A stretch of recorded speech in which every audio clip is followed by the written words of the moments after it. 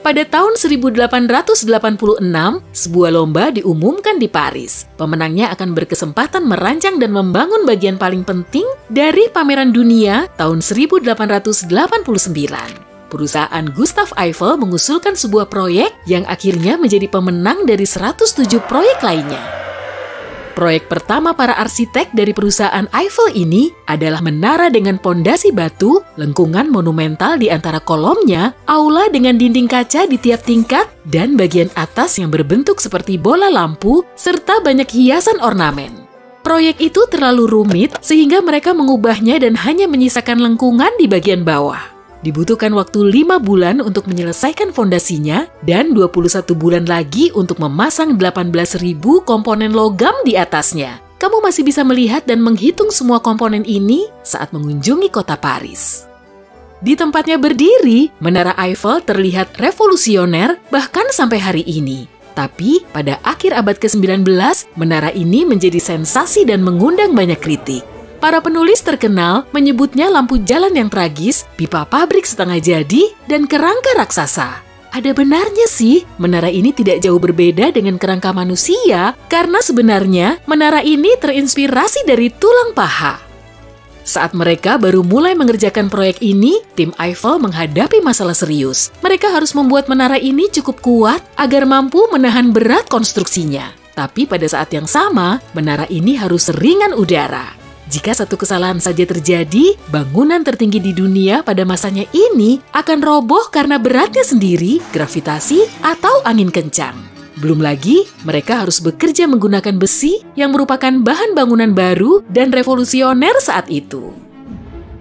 Kurang lebih di waktu yang bersamaan, ahli anatomi Hermann von Meyer meneliti tulang paha atau femur, tulang terpanjang dan terkuat di tubuh manusia. Struktur tulang kuat dan padat di bagian luar, tapi kenyal di bagian dalam, sama seperti bambu yang tumbuh sangat tinggi karena bentuknya merupakan tabung berlubang yang terbuat dari tabung-tabung yang lebih kecil, yang terbuat bahkan dari tabung-tabung yang lebih kecil lagi. Tulang, seperti halnya bambu, menopang beban yang diembannya berkat struktur yang berada di dalamnya, yaitu serat tulang yang tersusun dalam pola saling silang. Seorang insinyur dari Swiss, Karl Kalman, mengembangkan konsep ini dan menciptakan derek yang menggunakan pola seperti di tulang paha, tepat di tempat yang paling membutuhkan topangan. Gustave Eiffel menggunakan ide ini dan memutuskan untuk membangun menaranya menggunakan pola tiang dan kawat yang saling silang guna menopang konstruksinya. Dia melakukan sejumlah perhitungan mendetail dan merancangnya agar angin kencang hanya meniup langsung ke bagian paling kuat, yaitu 4 kakinya. Dan bagian lebar yang menghadap keluar di dasar menara terlihat seperti femur terbalik. Pembangunan menara ini dikerjakan dalam beberapa bagian dan pembangunannya selesai pada tanggal 31 Maret 1889. Sejak saat itu, dunia sains dan arsitektur telah banyak berubah, tapi alam masih terus menginspirasi penemuan dan teknologi baru yang keren. Ini disebut biomimikri.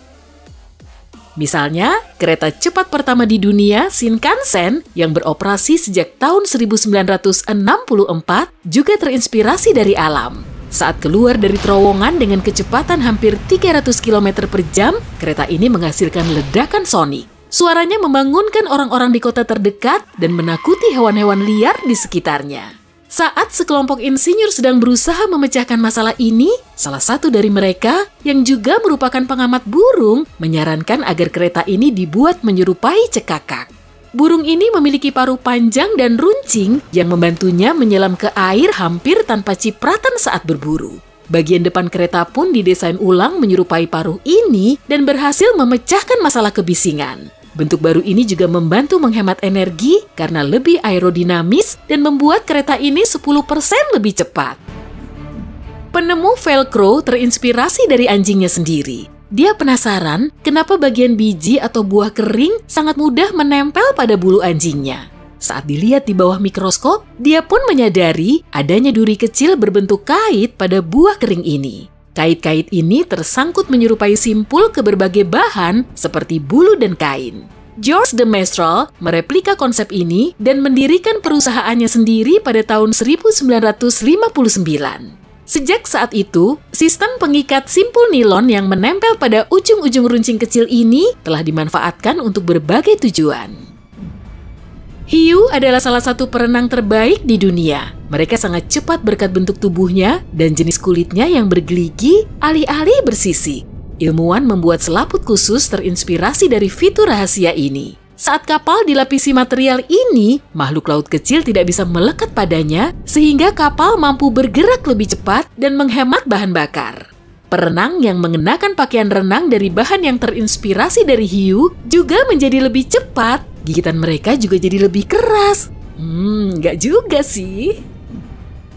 Kupu-kupu dan burung merak yang berwarna cerah menginspirasi teknologi hemat energi untuk tampilan ponsel. Makhluk-makhluk ini memiliki struktur kecil di sayap dan bulu mereka. Ketika cahaya putih menyinarinya, bulu dan sayap ini memantulkan warna yang berbeda pada kecepatan yang berbeda karena permukaannya tidak seragam. Layar yang terinspirasi dari konsep ini juga menghasilkan warna dari pantulan cahaya alih-alih memproduksinya sehingga lebih hemat energi. Warnanya pun tetap cerah dan terang, jadi semuanya untung. Kumbang guru Namib Afrika adalah ahlinya mengumpulkan air. Hewan ini mengubah kabut menjadi tetesan air lewat benjolan kecil di cangkangnya yang langsung mengirim air ini ke kepala untuk diminum. Ilmuwan dan insinyur dari Institut Teknologi Massachusetts menciptakan struktur serupa dari kaca dan plastik yang dapat digunakan untuk pendingin dan membersihkan tumpahan racun dengan aman. Nah, paus adalah salah satu makhluk terbesar di bumi, sekaligus perenang, penyelam, dan pelompat yang hebat. Rahasia mereka adalah tonjolan-tonjolan di siripnya yang sangat mirip dengan sayap. Tonjolan ini mengontrol aliran air untuk membantu paus melakukan beragam manuver. Para ilmuwan memutuskan untuk menggunakan ide ini pada turbin angin. Turbin yang terinspirasi dari paus ini terbukti lebih stabil, tahan lama, dan lebih tenang daripada turbin biasa dan dapat menghasilkan lebih banyak energi dari angin dan air.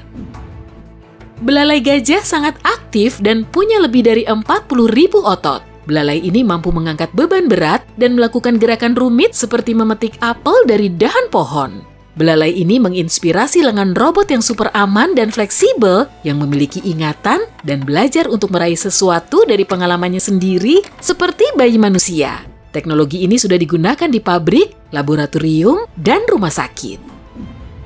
Jenis robot lain yang lebih lunak dibuat menirukan bentuk gurita. Robot ini tidak bergerak pada lintasan yang sudah ditentukan seperti teman-temannya yang bertubuh keras. Robot ini dapat mengerut, menyusut, dan berubah menjadi bentuk baru karena tidak memiliki sendi tetap. Robot lunak ini juga tidak menabrak benda-benda dan tidak kesulitan menyesuaikan diri dengan lingkungan apapun. Itulah sebabnya robot ini bisa sangat berguna dalam misi penyelamatan.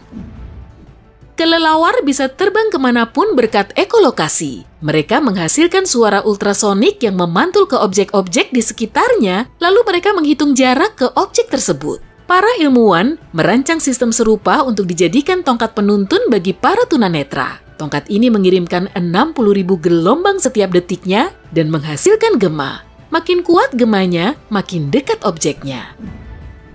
Toke adalah pemanjat super yang dapat bergerak di segala jenis permukaan, termasuk dinding, langit-langit, dan kaca. Rahasia kesuksesan mereka adalah banyaknya rambut mikroskopis yang memberikan cengkeraman super kuat pada bahan apapun. Ilmuwan menggunakan pengetahuan ini untuk tujuan medis dan mungkin untuk mengubah manusia jadi Spider-Man di masa depan. Bahan pencengkeram yang mereka rancang ini diaktifkan lewat sinar UV. Lobster memang enak disantap, mereka juga punya penglihatan yang unik. Lensa matanya seperti cermin datar yang tidak membelokkan cahaya, tapi memantulkannya ke banyak sudut berbeda. Ilmuwan menggunakan prinsip ini dalam merancang teleskop yang dapat mengatur fokusnya dari berbagai sudut di luar angkasa. Penglihatan lobster juga menginspirasi perangkat sinar X yang dapat melihat menembus dinding baja tebal. Apa tadi aku sudah bilang lobster itu enak dimakan? Burung pelatuk menghabiskan hari-hari mereka menabuh batang pohon, tapi tengkorak dan otak mereka entah bagaimana tetap aman dan sehat. Itu karena paruh dan tengkoraknya memiliki banyak lapisan dan beberapa bagian di antaranya cukup empuk serta menyerap guncangan. Para ilmuwan menyadari hal ini lewat hasil pindaian siti kepala burung ini dan menggunakan konsep yang sama untuk membangun sistem peredam kejut mekanis untuk perangkat mikro. Mereka juga bisa menggunakannya untuk membuat bahan isolasi kapal luar angkasa dan melindungi para atlet dari cedera. Namun, tidak semua upaya biomimikri berhasil dengan baik. Pada akhir 1990-an, Mercedes-Benz mencari ide desain baru untuk mobil yang aerodinamis, aman, efisien, dan dapat bergerak dengan lincah. Mereka mengira ikan kotak akan menjadi sumber inspirasi yang sempurna. Ikan ini menahan aliran air dan tetap berenang pada jalurnya, bahkan dalam aliran laut yang deras. Sayangnya, konsep ini bekerja dengan baik di laut, tapi tidak berhasil diaplikasikan pada mobil, sebab hasilnya malah membuat mobil jadi sangat tidak stabil. Hei, tapi itu bukan kegagalan. Setidaknya mereka mempelajari sesuatu walau tidak berhasil dan melanjutkan penelitian untuk mempelajari hal berikutnya. Boleh juga sarannya.